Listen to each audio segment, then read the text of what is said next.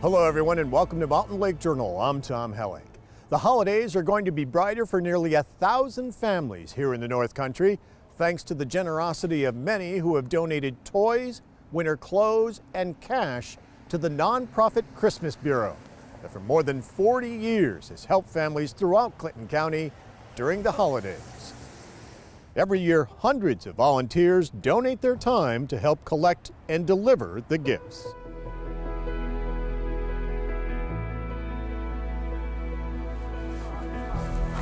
Every Christmas, Nikki Lawless and Claudia LeClaire love to go shopping together. All during the month of December leading up to Christmas, they spend hours on end going up and down these aisles here at the Christmas Bureau's distribution center with the wish list of hundreds of children. And you take a slip and it has a family name on it, and it has all of the children with their names, ages, female, male, sizes and whatever. And every child gets so many gifts. For the older girl, the Frozen. The two count on each other to try to find gifts the kids will like. We shop in pairs because it's easier to bounce ideas off each other. It's not all, because sometimes we don't have the toys that kids need. So it's kind of nice to be able to do that. We try to give them all the gifts that they want, but it's not always possible. And they load up more than just toys. Okay, we need to get hat and mittens. Yeah. Okay, you want to do this one then? Yeah, okay. That's cute. All right. Each child or teenager also gets winter clothes or boots. And then she wants makeup. Yep. And when all the gifts on the list are checked off, it's on to the elves. Yeah, all the little elves in the back room. John Seiden and other volunteers then package up the gifts to be delivered to families countywide. Not all fit in the bags. Some lucky kids will get a bike under the tree. For 25 years, Bob Bryson has fixed up thousands of bikes in his shop in Chazy to give to the Christmas Bureau every December. I do the bikes. I fix them, and people donate them all year long. Everybody's had a kid, got a bike in the garage, they don't know what to do with it. So they'll even deliver them to me. But I pick them up all year, and I have a place where I store them in Chazy. And then it gives me something to do every day to fix them, make them as close to a present as I can do it. Make sure everything works, make sure that they're safe. I'm a compulsive fixer and figuring out what's wrong and how to fix it and how to make it look like a present. And while Bob and the many other volunteers don't get to see the smiles on the faces of the kids, they know for many, the gifts are truly appreciated. God has been very good to us and our family, and I like to be able to give back. And not everybody is as fortunate, so that's basically why I do it. And two longtime volunteers and the co-directors of the Christmas Bureau, Alice Heckard and Tammy Parati-Sears, join us now. Welcome. Nice to have you here. Thank you. How did this all begin? And how many years ago? Well, I used to say 30, but it's probably 40 now. I would say it was in the early 50s. I don't really know because when P.D. Wheeler died, who was the person long ago for many years, she took all that information with her. Unfortunately, she didn't have any records. I asked her family and stuff. But we know that it started with a small church group in the city. I think it was the Booths were involved and a few other people. And they just started helping families during those times that were in bad shape. And it started out to be food, and then it was toys, and, but it was all just a very small group. And then it just blossomed from there. Took a life of its own. Yes. I guess it has grown over several decades now. Yeah, it has. And how many families do you help now on the average? Somewhere between 800 and 900, sometimes even closer to 950, but I think we're between 900 and 1,000. Yeah, we have a lot more city this year than we've ever had. Yeah, the numbers aren't quite in for this year, but Yeah. Typically that's where we end up. All over Clinton County. Right. Yes. To all the towns. All of Clinton County. And is this really a year-round operation? This isn't something you just walk in on December 1st and No. turn on the lights and start. No, we hope to turn on the lights the end of November. But no, we've got buyers. Linda Schneider's our buyer. She buys all year long, starting right in January. Literally, I'll bet if you walked in the store the day after Christmas, you'll probably find Linda shopping somewhere. Do you get mostly toys donated, or do you get people that donate cash, which really? We get lots of cash. Our giving letter goes out in October, towards the end of October, and it's really every year. Alice and I say it. The letter no more than hits their mailboxes, and our mailbox is full with checks. I mean, it's that instant. People just wait for that letter.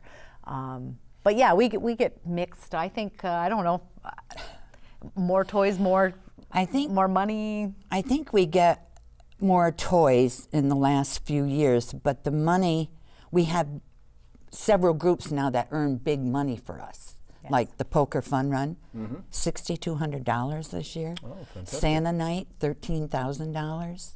I mean, Those are amazing. It's amazing.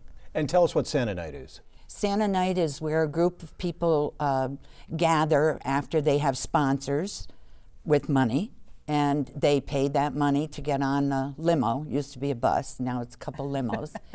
And they go around dressed kind of crazy and Santa Claus outfits and elves and everything else you can think of. And they go around to the bars and restaurants and they sing Christmas carols and they pass the hat. You have a lot of participation from area businesses that help you out year after year. Oh, yeah. And you have little overhead. Most of the donations that come in and most of the cash can actually go to helping the families in need, because year after year, do you look for someone to donate the space for your headquarters every year? Always. We have no overhead, essentially. If we have to pay for anything, it might be the heat and lights of the building that we get donated to us. But this year we didn't even have to do that. Thank you to Scott O'Brien in the plaza. Pretty much we have no overhead. Amazing. So every dollar that comes into that center goes out to a toy or to a food voucher or to something that we give away. Often you have landlords like that say, we do. You're covered. We do. Right. We're very thankful. This community is very giving. So unlike a lot of charities, the overwhelming majority of what comes in as far as donations go Going directly to the those cause. in need. Directly. Absolutely. We probably don't spend more than 5% to operate of what we take in. Yeah. It's a very, people like to give to us because they know, number one, that nobody there is getting paid, nobody's taking anything out of it, and they also like to give to us because what we take in goes right back out locally. And how do families reach out to you? How do you find out which families need the help or need the assistance? It's an application process based on the poverty level, so they have to, it's income based, I mean, as far as the family size and what the income is, but they have to apply through their townships that they reside in or the city. This year, some of the townships don't have outreach centers. Those towns that do have the outreach centers, they go right to their outreach center. And those that don't, the Salvation Army helped us out this year with the City of Plattsburgh and did all of the City of Plattsburgh applications for us. So that was very helpful for us. And it was just a few years ago you started adding the clothes and the boots, and you would put in a voucher for a meal, food. for a holiday I don't meal. think that we actually did that. I think the community as a whole sort of, I mean, the boots and the coats maybe, but then it evolved into jammies and evolved into hoodies. And I think that was almost the community saying, I know you guys can use this. I know that these kids want these things, and here we're going to help you, have them and be able to give them out. So. And the books, we have a few teachers who work in there and other teachers who've told us, some of these kids don't own a book to have at home. Right. And so a couple of the teachers started working on that, and we got to a point where we were giving every bag that went out of there went out with a book for every child. But you're right, the food and the vouchers is big. I mean, it's $35,000 every year. And that's a lot to put out for food, but those families get to go to the grocery store, they hand that voucher in, they go to Yando's. Yando's has worked with us for the last few years, they've been wonderful. And they hand the voucher in and the cashier takes it and they have like a charge, they run a charge like for us, and then they send us a bill. But that family can take that voucher and go there and buy anything they want for their Christmas.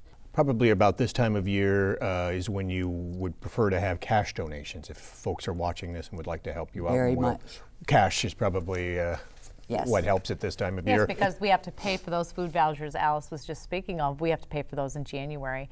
People are just so kind-hearted. I mean, they go out and shop for their own kids and grandkids and then come into the center and hand us a $100 bill and say, I really overspent on my own kids and I shouldn't have done that, you I know. think you need to have this. Or people will come in and say that they've gotten help from us in the past and they don't need us anymore, but they'd like to pay it forward. What's the feeling of being able to do this year after year and helping hundreds of families and thousands of people? Most of us there have been blessed with not having to scrimp or save or whatever, being able to give our children and our grandchildren what they want or desire.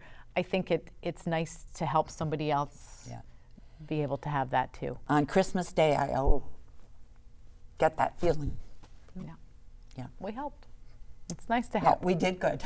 Yeah. If people would like to volunteer, how would they go about contacting you if maybe they'd like to do this? Maybe next year. Next year. The thing with certain places like the gift wrap booth in the mall that raises $6,000 for us or $7,000 for us every year too is a nice place to start. If you know how to wrap a gift, you're there and you can do it. The distribution center is a little bit different. If you don't know toys, then it's very difficult to participate in the distribution center. It's a fun place to be, but if you really don't know toys, because you're separating toys, you're looking at toys that maybe have to have a computer involved, and if I think it all was. kinds of batteries, no batteries. It's really you need to you be gotta know your educated stuff. a little You did. bit. And you have to have a good sense of what that toy, what age group Right. that toy is for, because when we set that center up, well, you've been in, it's full of shelves full of toys, all according to age. Right. So that when our shoppers, And if people love to shop, I mean that's Yeah. the fun part. Yeah. But if somebody says, "I want Poppy the troll," we can't have a volunteer standing there looking at everybody like, "What's Saying, Poppy "What's the Poppy the troll?" troll? You know, you got to know. Oh, she's the pink-haired little crazy little lady Right over And there on this shelf, and When people want to volunteer, we certainly take names so that as people say, okay, I've done my part, maybe I'm not going to do this next year, we bring on somebody else and we start to educate them a little bit about the center itself and how we do things. But we certainly have a lot of jobs, and again, those behind-the-scene jobs that we don't. You're not always at the center. You might not see that face, but they're doing something. That the Tom Howards that do all our banking, that deposit all of our monies, the Helen Bubbins who does all of our checkbook and all of those things. Those are people that are helping us, and they're not out in the limelight. Nobody ever hears their name very much. Nobody sees them. But believe me, they're doing a job. The Becca Gillets who are doing every input of every application that goes in, and all volunteers. all volunteers. every one of them. Every one of them. And we mentioned sending in the cash. The wrapping at the mall, is that still going on this week? Right up, and you'll see me there on Christmas Eve day, and right So until 7 that's- o'clock Christmas Eve. That's another way that folks could donate. Absolutely. And if you presents don't, wrapped. and because this week at the center by Wednesday or so we'll be closed pretty much after. If you haven't given your check yet, you can come to the mall and put it right in our donation box at the gift wrap booth at the mall. Tammy Ferrati-Sears, Alice Heckard, thank you very much for taking the time to be Thank with us. you. So thank you for having us. Merry Christmas. Thank you, you Merry too. Christmas to you.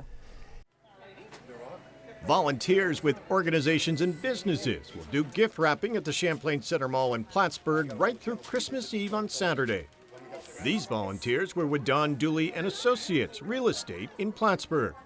You can find more information and links to the Christmas Bureau's website and Facebook page on our website at fountainlake.org.